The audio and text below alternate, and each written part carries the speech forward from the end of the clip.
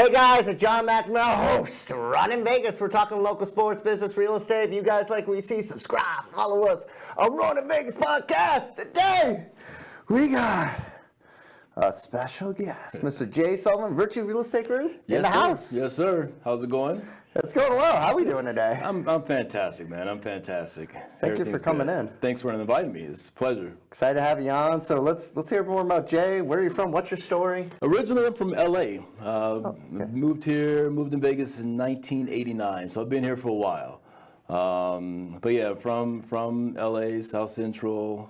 Went to junior high out there, and then came out here for high school. And went away to college at Pepperdine, and came back to Vegas, and pretty much been here ever since. Awesome. Okay, so you're like a true local. Yeah, for sure. I know you're not like original, but that's a long time. It's pretty close to original. Yeah, I moved out here when I was 12, so.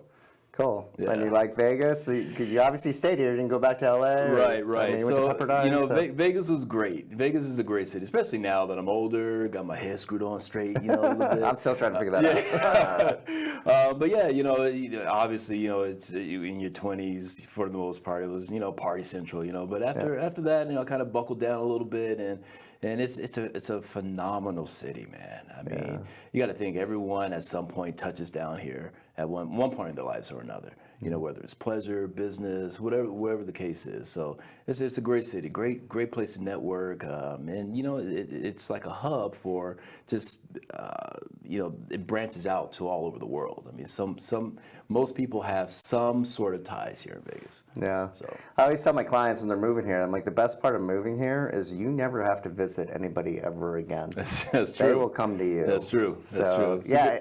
And it's been cool to see the city grow. I came here in 2008, so I haven't been here as long as you, but I've seen the city double in size. So you've seen it like quadruple in size. Yeah, when I first moved out here, moved at the Lakes. The Lakes was just breaking ground for the most part. I mean, they were still building. Summerlin wasn't even thought of. Actually, when I moved out here, Hualapai was it. So Sahara and Hualapai, it was nothing from Hualapai all the way back to the mountains. It was just desert. Now there's Summerlin. Sahara and Charleston, it was one lane going east, one lane going west, and that was it. It's been interesting to see the city grow in a good way. Yeah, I know it's cool, except for all that traffic. But yeah, I mean, it kind of comes with the territory, right? Right, and it's kind of interesting you mentioned the Lakes because Virtue Real Estate Group, Summerlin office moving there. So excited for that. I'm back at the Lakes now, so yeah. Full circle. Apparently Darren is too, for him. Yeah, cool. Sure. So let's talk more real estate. Okay. How'd you get into real estate? So I initially got into the real estate world back in probably the early 2000s. I was a loan officer. So I was a loan officer for a few years, back when you didn't need to get licensed, believe it or not, which is crazy to think about it now, that anyone could just walk up and be a loan officer. But, I'm glad, the regulations kicked in, and, that it was very important that happened. But so from there, I did a little bit of into the flipping world, acquiring properties and flipping them. And then I got my real estate license officially in 2017. 2020, burned the bridges and doing it full time.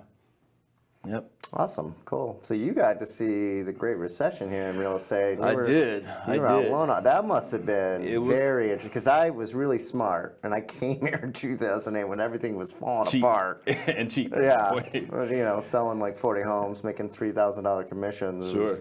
Doing those short sales. Yep. But what was your experience? Because I actually love to talk to people because that was a crazy time. Like, Sure. as everything is slow now, sales are down, but I'm like, hey, we're still selling. Right.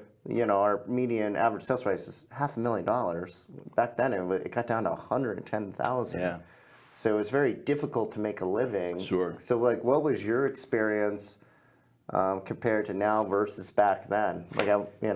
Well, like I said, I was in the loan industry back then, and overnight, I mean, your big banks just closed their doors. I mean, prior to that, there were programs out there like 0% financing, no money down. Investors can buy up to 10 properties at a time with no money down. I mean, just craziness, stuff that didn't really make sense to me, now looking back on it. And again, overnight, those programs were pulled. Big banks were closing their doors, and it was a bit of a frenzy, a bit of a panic situation because nothing like that has ever happened before that in my lifetime, to that degree. So after that, it was just time to pivot. So we got into acquiring properties, and that's rehabbing and flipping, and that went well for a little bit. But yeah, it was an interesting time. I think it's situations like that. It encourages people to figure it out. You can't just roll over and let whatever happens. You gotta make the best out of the situation. Yeah, for sure. What'd you learn from your flipping business? Good time, because the market bottomed out about 2011, and it just appreciated straight, until about 3.5, 4 years ago. It was my position with the company that I was with. I was looking for properties. Actually, there were a lot of them were out of state, like Colorado Springs. Colorado was mainly my focus, and find the properties that made sense. That penciled out, and then the next department will fly the team out to rehab it. So that was kind of the situation there. I didn't really do too much here locally. It was actually in Colorado Springs was my focus. Oh, cool. Back then. Yep. What was your biggest lessons through that? For me personally, it wasn't something that I enjoyed as much as I thought I would, because it was more of a hands-off approach. I didn't really have direct conversations with with the people who I was working with, because they were realtors that I never met before face to face, or taking a lunch, or I had coffee with, or whatever the case. So that connection was gone, and that's the piece that I felt was missing from. I'm a people person. I like to do business with people that I can see and experience their energy. You know what I mean? So I didn't really have that with that, and and the more I did it, the more I realized that it probably wasn't my cup of tea. The good thing is, with real estate, there's so many different facets. There's so many different tunnels and aspects of real estate that you can move forward in. So yeah. So what happened? 2017, you're burning the bridges down. What was that shift? So I was working with a good friend of mine. We were he owned a valet company, so I was helping him with his valet company. Again, it was I always wanted to do real estate full time, and I just got burned out on the real estate. I mean, on the valet situation. The hours were crazy. And already taken the test, already was. You have to put in the time, and going to work at 7 p.m. at night, getting home at 6 o'clock in the morning, having a brand new baby boy. It was time to make a decision, draw the line in the sand, and go for it. So that's what I did. I with anything, it's not having that steady flow of income. It's nerve-wracking a little bit. However, I knew that I knew that I would succeed, and I knew that when I put my mind to it and do whatever needed to be done, then it'll work out, and it did. Yeah. Well, yeah. We're kind of the same way where people we like to meet with our clients, customer service. So I could definitely, sure. Yeah, I can appreciate that. So it's a different dynamic when you're doing business with someone that you never met, and I've had business relationships with people for 6 months, a year, that I've never sat down and shook their hand or had coffee with. It's a little odd. I get it. And sometimes it happens in our business too. Yeah, but yeah, I gotcha. So what do you like about real estate? What have been your learning lessons over the last couple of years? What are you striving for right now? What I've learned about real estate over the years is it's just like any business. Your doors have to be open consistently from whatever hour you choose to open them to whatever hour you choose to close them.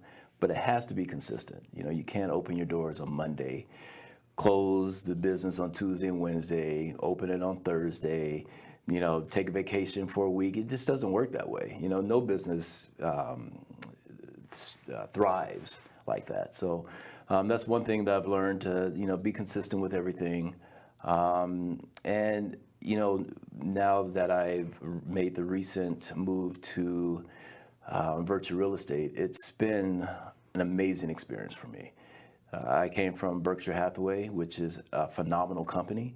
However, when I sat down with Darren, we had our little powwow, and everything he said, I told him, I said, Darren, just so you know, I'm really happy with where I'm at, but I respect you as an agent and a broker, and we actually went to high school together.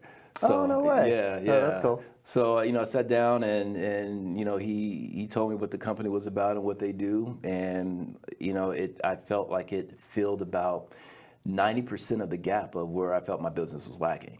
So I left there and it was like a no-brainer. So, the environment's different, we have winners on the team. I mean, yourself in the office, I mean, you're crushing it. It's good to be in that environment where the expectations are high.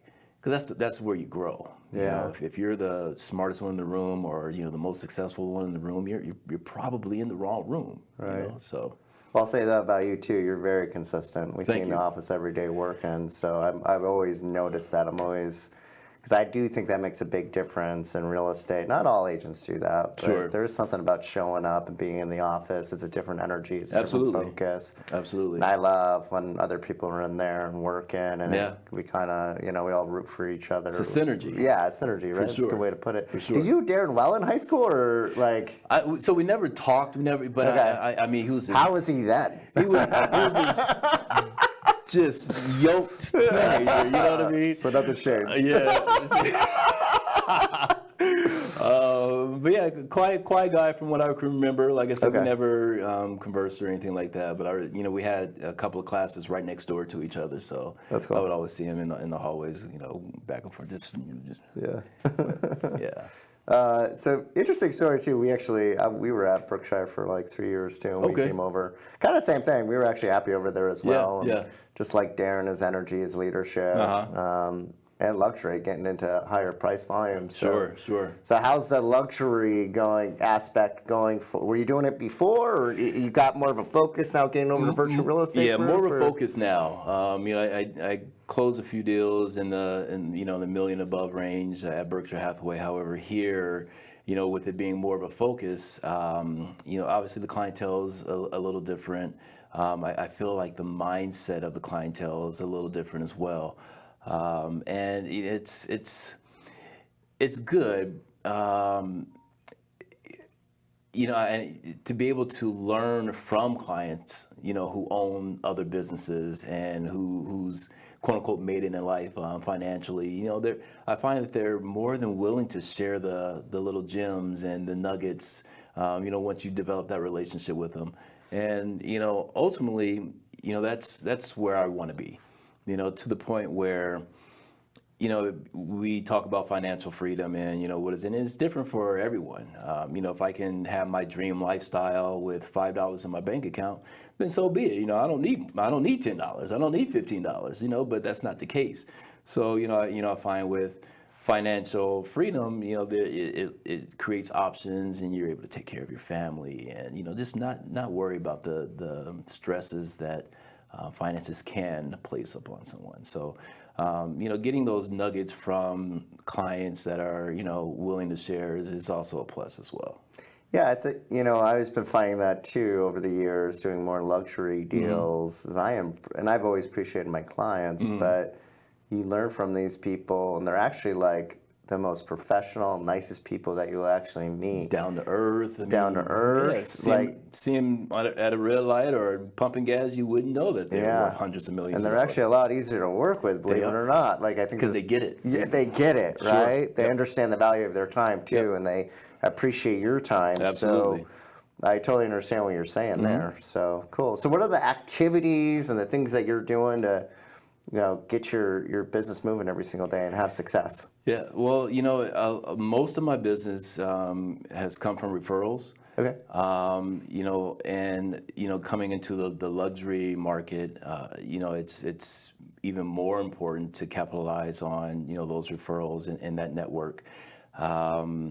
Well, yeah, I mean, it's really all about just having and developing a relationship with other people. I mean, whether they're ready to buy, tomorrow or 10 years from now, it's not about trying to extract business out of someone as opposed to just really developing and cultivating a genuine and organic relationship with them.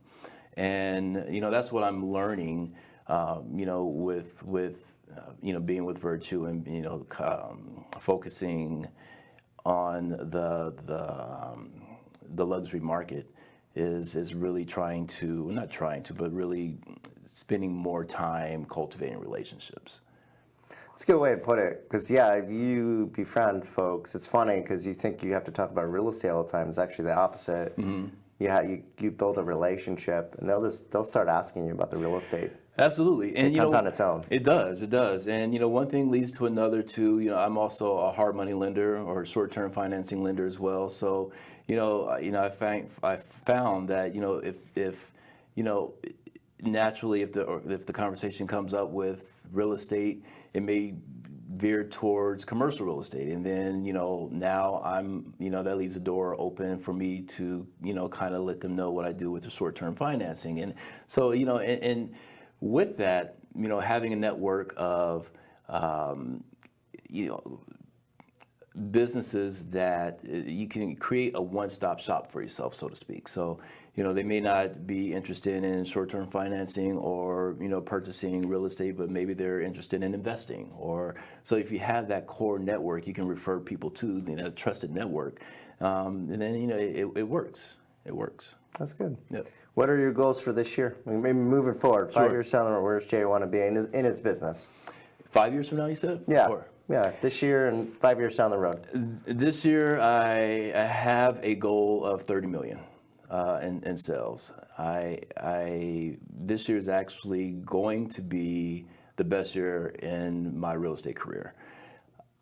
I can't put my finger on it. I was talking to Darren about it. I was doing the numbers and just looking at my pipeline and what's scheduled to close and what's in escrow, and without I don't know. I mean, it just kind of. I'm not going to say it just kind of happened, because obviously, in order for something to happen, you have to put in the work.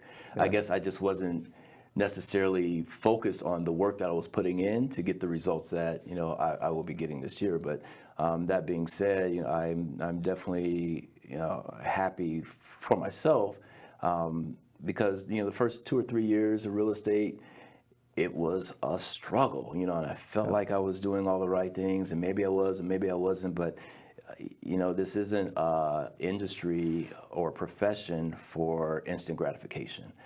You have to put in the work. You have to feed the pipeline. As my old mentor used to say, you have to feed the pony to get the manure, So I think, once I came over here and was in an environment that promoted execution and taking action, I know that that's what propelled my business forward, and is going to put me in a position that I'll be in by the end of the year. Awesome. Yep. Congrats on the year so far. Thank you. Getting to 30. Thank you. What does your schedule look like? Up in the morning. So do you have a start time, or is it?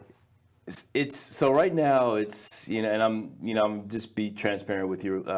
So the last few months has been challenging on some aspect.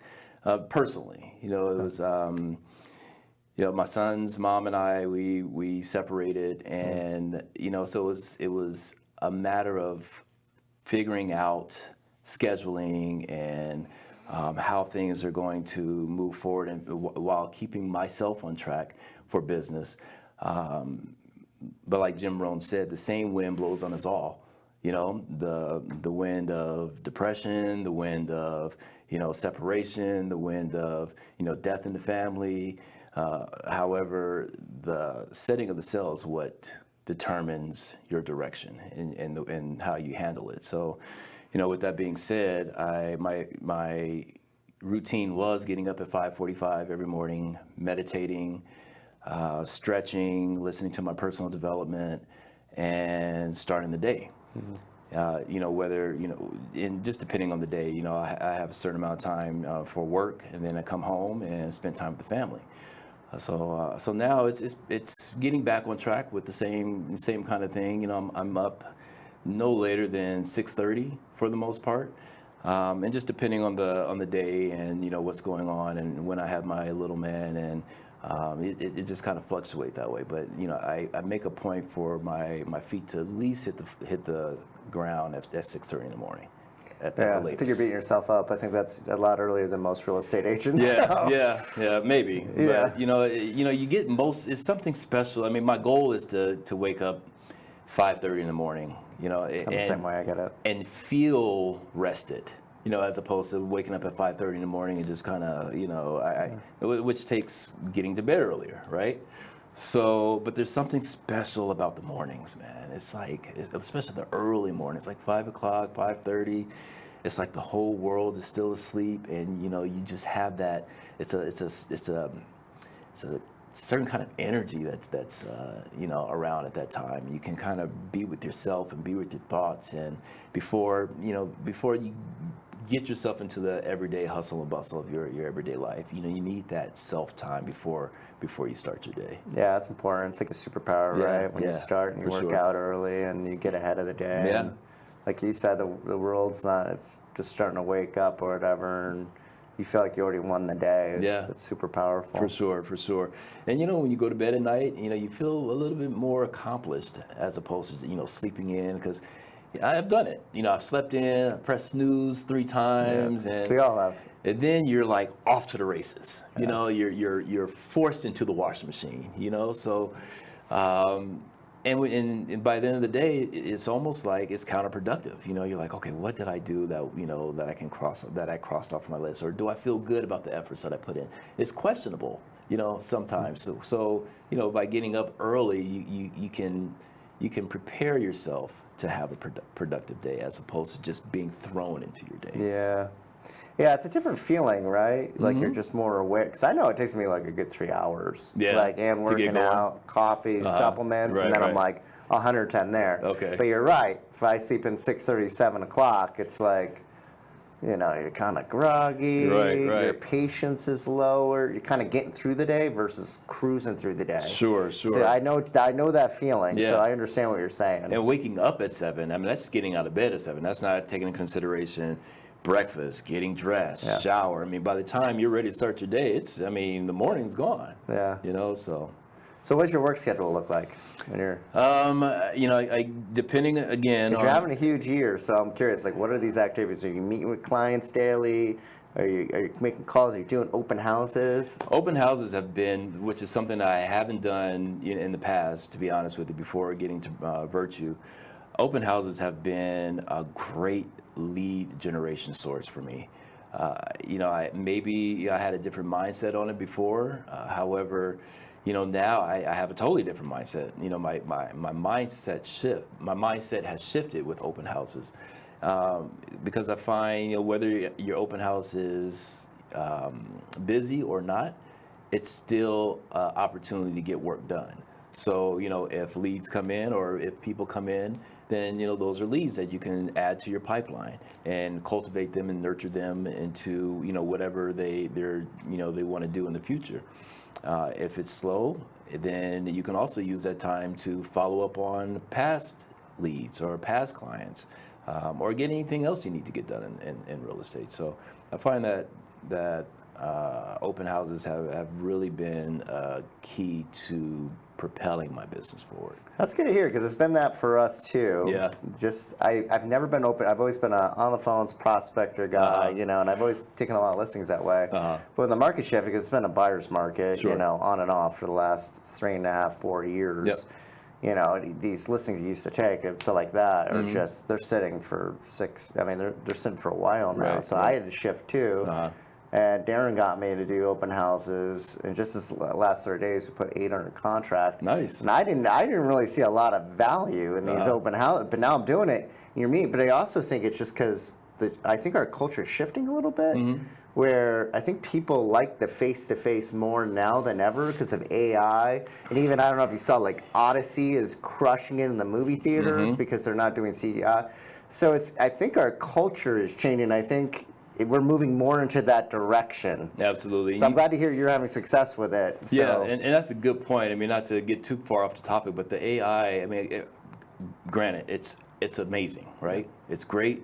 There's a place for it. However, also with that, I find that people are starting to distrust it more and more and more. Even with myself, last Christmas we were looking online and we're like, okay, where can we take our son? And we're like, oh, this looks good. And it was the Bellagio and it had like this some kind of activity, for kids. We're like, great, this is perfect. Let's go. Went to the Bellagio. We asked 3 people. We're like, where is this? And they're like, we don't have that here. It was AI. It was AI. Someone put, you have an account where they say what to do in Vegas, so they created this whole activity at the Bellagio that didn't exist. And honestly, I couldn't tell. I couldn't tell that it was fake. I couldn't tell. So we wasted about 2 hours, of our evening trying to find out where this activity was, and it didn't exist. So to your point, I think a lot of people are starting to not trust AI as much as it relates to like that. We're seeing it in social media too, Yeah. right? Because I know myself, I don't know you. If you think it's AI, I'm like, I'm going on that one. Yeah, I'm moving on. Yeah. It doesn't have the same effect. Right. It's almost like the Smurfs, talking to me and trying to give me advice, or it just comes off different. It does. So it does. All right, cool. Well, I got you 3 more minutes, so let's mix it up from real estate. All right. So what does Jay do when he's not working? You're having fun. You're traveling. Let's hear more about the personal. Your personal goals. What's going on? I'm getting back into the gym. Gym has always been back in. You look like you've been going, man. You downplay yourself a lot. Oh my gosh. I've been working out since Cub Scouts. I mean, before Boy Scouts. With push-ups and sit-ups. It's always been kind of a thing of mine. And it's just continued throughout my life. And, I'll be 50 in January. So now it's more of, having the energy for my son and, functional exercising and stretching and making sure, I'm not pulling a hamstring playing baseball with him or whatever the case is, So, and it's a commitment still. I mean, there's days I do not want to be there. And mentally I'm not there, but it's just, even if you're going through the motions, you're there, you're showing up. So, my motivation is back. My discipline is back. My diet is getting back on track, and I'm excited for that. I'm picking up hobbies that I kind of put aside for years and years and years. I like to draw, and it's just been kind of my form of meditation. I can block out everything, so I'm getting back into that. And we get to incorporate the things that make us happy. We have a choice to do that. And work is always going to be there. To-do lists are always going to be there. However, self-care is so important. And I think that's what a lot of people, men and women, are lacking is, you have to do what's important to yourself and what makes you happy. And then everything else will fall into place after that, So yeah, that's a balance. It's good you take care of yourself and work on that mindset. For sure. You have any travel plans coming up? I am going to DC for a family reunion that I'm very excited about next week. Oh man, yeah, that's exciting. I love DC. It's the history there. Are you a history guy? Yeah, I am. Okay. Are you a Capricorn? No, I'm Aquarius. Okay, you're like Close. my brother. You're like my brother. Okay, felt that energy. But yeah, I'm looking forward to it. So it's be my 3rd time going. Okay, cool. Yeah. Is it just family? Or are you gonna sightsee a little bit? I'm gonna do both. Yeah, I'm gonna make it happen. It's gonna be, the reunion and the activities and all that. It's gonna be probably a day and a half, and then the rest of the time I'm just gonna explore the city. Awesome, man. Yeah. We'll enjoy it. Well, I want to thank you for being on. I appreciate you. It. Likewise. If you guys are looking to buy, sell real estate, hit this man up. Guys, Runnin Vegas. Take care of yourselves today.